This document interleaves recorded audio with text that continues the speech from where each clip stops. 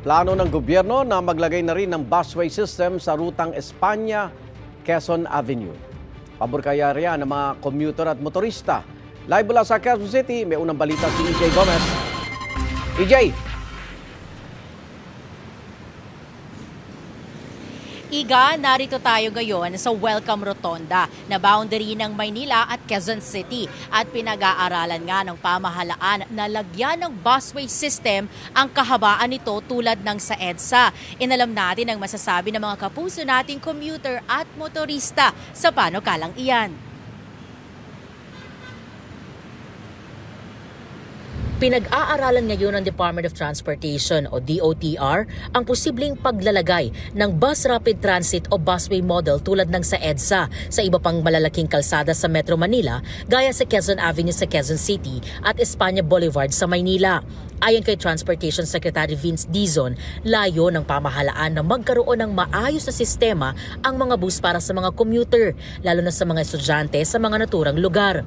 Pabor dyan ang delivery truck driver na si Limuel na 2 oras bumabiyahe araw-araw mula sa Montalban, Rizal, papasok sa kanyang trabaho sa Quezon City. Di na raw siya mahihirapan sumakay kung may busway. Okay lang po sa mga commuter namin para mas mabilis at hindi sagabal yung mga bus sa kalsada. Masyado po kasi traffic kapag lalo na sa aming commuter, nasasagabal kami sa kalsada.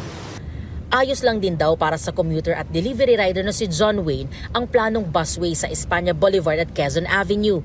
Yun nga lang, baka raw mas lalong tumindi ang traffic kung mababawasan ng lane para sa mga private vehicle. Okay naman po para may magandang daanan ng busway. Para hindi siya hassle pagka magko-commute kasi marami pong jeep, ganon. Hassle po, pero kung sa rider po, hassle. Hassle po kasi makakainan ng isang linya. Pagka rush hour kasi ma'am, ang daming nagsisiuwian kaya matatraffic. Sabi naman ni Alberto at mga kasama niyang tricycle drivers na nakapila sa Welcome Rotonda, baka mawalan sila ng daanang malulusutan kapag nagkaroon ng busway. Pabor naman po kasi para sa kagaganda rin ng lugar yan eh. Ang problema, yung tricycle kung po pwede pa kami makalusot. Kasi yun lang naman ang way namin, yung U-turn dyan eh. May ginagawa na raw feasibility study ang DOTR sa panukalang Espanya Quezon Avenue busway system na inaasahang matatapos sa susunod na taon.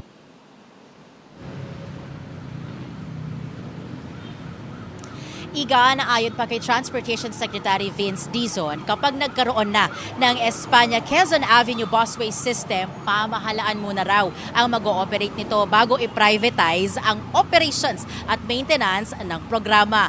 Live situationer lang tayo dito sa traffic sa lugar na ito, dito sa Welcome Rotonda. Kung mapapansin ninyo, medyo hindi pa traffic dito sa may rotonda. Paminsan-minsan lang yung traffic dahil yung mga sasakyan na galing dun sa mga inner roads, medyo nagkakaroon lang ng build-up.